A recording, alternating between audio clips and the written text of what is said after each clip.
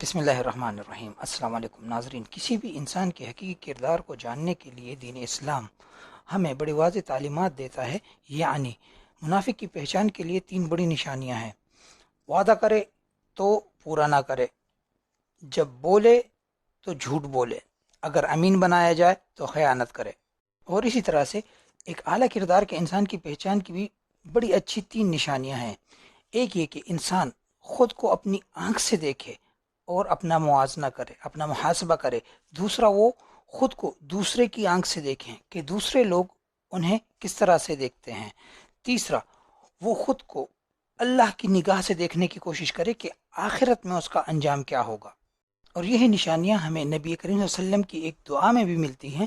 نبی کریم صلی اللہ علیہ وسلم اکثر دعا مانگتے تھے جس کا مفہوم پیش خدمت ہے: اے اللہ، مجھے اپنی آنکھ میں چھوٹا کر دے اور لوگوں کی آنکھ میں بڑا کر دے تاکہ تیرے دین کی بڑائی ہو۔ اور حقیقت میں بھی یہی 3 نشانیاں ہیں جو ایک اتھینٹک پرسنالٹی کی نشانی ہیں۔ اور اگر ہم ان صفات کو پاکستانی سیاست کے حالات پر رکھیں اور اس کا موازنہ کریں تو ہمیں معاملہ ہی کچھ اور نظر آئے گا۔ یعنی ہماری سیاست کے افق پر ماضی سے لے کر تقریباً آج تک یہی رہا ہے کہ وعدہ کرے تو پورا نہ کریں، جو بھی بولے جھوٹ بولے، اور جو بھی امین بنا تو اس نے خیانت کی۔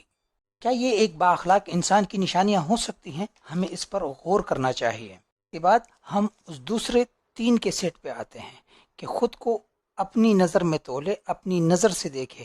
کیا ہمارے پاس ایسا حکمران ہے جو خود کو اپنی قوم کا خادم سمجھتا ہو اور قوم کی مال کو امانت سمجھتا ہو اور دنیا اس کو اچھی نگاہوں سے دیکھتی ہو، وہ جو بولے دنیا وہی کرتا ہو؟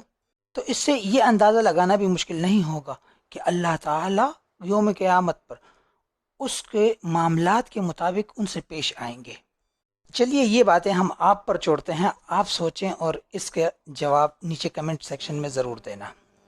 ہمارے وطن عزیز پاکستان میں 2 چیزیں تو شروع سے ہی چلتی آ رہی ہیں، ایک غربت اور دوسری کرپشن یعنی بدعنوانی۔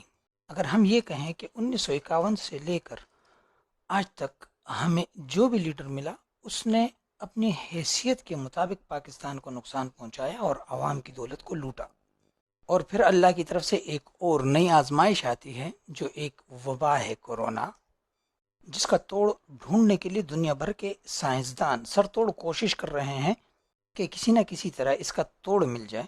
اور ہماری میڈیا، اپوزیشن اور اب تو رویت ہلال کمیٹی کی سربراہ حضرت جناب مفتی منیب الرحمان صاحب بھی کہتے ہیں کہ کورونا کے بھوت کو اگر کوئی اس جار میں واپس بند کر سکتا ہے تو وہ ہیں خلیل الرحمان، میر خلیل الرحمان۔ یہ تو کچھ تنزیہ باتیں ہیں جو آپ تقریباً ہر سوشل میڈیا کے جو ہیں چینل پر سنتے رہیں گے، لیکن اصل مسئلہ ہمارے لیے کورونا کو ہرانا اور غربت سے نکلنا ہے اور اس ملک کو ترقی کی راہ پر گامزن کرنا۔ اگر ہم اپنے سیاستدانوں کو دیکھیں تو وہ ہر چیز پر سیاست کرنا چاہتے ہیں اور بقول ان کے وہی یہ کہتے ہیں کہ ہم تو سیاستدان ہیں اور ہم ہر چیز پر سیاست کرتے رہیں گے۔ کیا یہ بھی کوئی تک ہے؟ عوام وہ بھی 2 حصوں میں بٹی ہوئی، ایک جو اپوزیشن کا دفاع کرنے میں اور دوسری جو حکومت کی حمایت میں کھڑے ہوئے ہیں۔ خدا را میری آپ سے یہ التجا ہے کہ ایک قوم بنے۔ اس وقت ہم کو اپنی حکومت کا ساتھ دینا ہے، اور ظلم یہ کہ میڈیا غلط خبروں کا بازار گرم کر رکھا ہے اور ہمیں متحد کرنے کے بجائے ہم میں ایک لسانی تفریق ڈالنا چاہتا ہے۔ یہ ہے سندھ کا اور وہ ہے پنجاب کا، اور اسی طرح کے کئی بیان بازیاں اور بے بنیاد خبریں پھیلا کر عوام میں خوف پھیلانے کی کوشش کی جا رہی ہے۔ اب چلتے ہیں 25 اپریل کی طرف۔ انشاءاللہ مقررہ تاریخ کو committee forensic report prime minister جناب عمران خان صاحب کے سامنے پیش کرے گی، اور آج کل اس معاملے پر میڈیا ذرا سا خاموش نظر آ رہا ہے۔ یعنی بولنے والے پھر بھی بول رہے ہیں، کچھ نہ کچھ ان کے تجزیہ نگار بیٹھے ہوئے ہیں، لیکن تقریباً میڈیا خاموش نظر آ رہا ہے، کیونکہ انہوں نے پوری طرح سے تیاری کر لی ہے اور ڈیل ہو چکی ہے، اور انہوں نے افواہوں کا بازار گرم کرنا ہے اور 25 اپریل کی فرانزک رپورٹ کو اپریل فول جو بنانا ہے۔ انتظار میں ہے کہ ان کے ہاتھ کوئی ایسا موقع لگ جائے گا جس سے وہ موجودہ حکومت کو نااہل حکومت قرار دینا چاہتے ہیں۔ اس کے ساتھ ساتھ ہماری بعض اپوزیشن پارٹی 25 اپریل کا سنتے ہی ان کی حالت نزدیکی سی ہو جاتی ہے، اور کچھ لوگ آپ کو ان میں سے احساس پروگرام پر تنقید کرتے ہوئے نظر آئیں گے کہ احساس کو ہمارا احساس ہی نہیں ہے۔ انہوں نے اپنی تمام تر کوششیں کر لی ہیں اور وبا کے خلاف جتنا خوف انہوں نے عوام میں پھیلانا تھا پھیلا چکے ہیں، جتنے جھوٹے پراگندے بیانات دینے تھے دے چکے ہیں۔ وزیر اعظم عمران خان صاحب کی نجی زندگی کی میں جتنی کردار کشی کرنا چاہتے تھے کر لی انہوں نے، اور اب ایک نئی اسکرپٹ بنائی جا رہی ہے جو 25 اپریل کو انہوں نے انفولڈ کرنی ہے، جس میں انہوں نے موجودہ حکومت کے خلاف ایک بڑی مہم چلانی ہے، اور یہ لوگ کسی بھی حد تک جا سکتے ہیں۔ آج کابینہ کے اجلاس میں متفقہ طور پر مسجدوں کو کھول دیا گیا ہے۔ ہمارے لیے بڑی ہی خوشائند بات ہے، کیونکہ رمضان آنے کو ہے، اور اگر ہم نے احتیاط کی تو کورونا جانے کو ہے، اور ہم اسے شکست دینے کے قریب ہیں۔ بس ہمیں تھوڑی سی احتیاط رکھنی ہے۔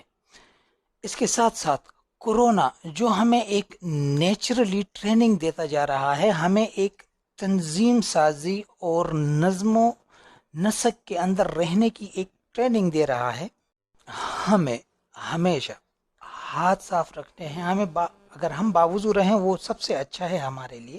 اور مسجدیں کھول دی گئی ہیں الحمدللہ، جو ایک مشروط حکم ہے جس کے اندر حکومت نے کچھ شرائط رکھی ہیں علماء کرام کے سامنے، اور انہوں نے اس پر ایک متفقہ رائے دی کہ جی ہم ان اصولوں کو مد نظر رکھتے ہوئے جماعتیں کھول رہے ہیں، اصولوں کو مد نظر رکھتے ہوئے مساجد کھول رہے ہیں۔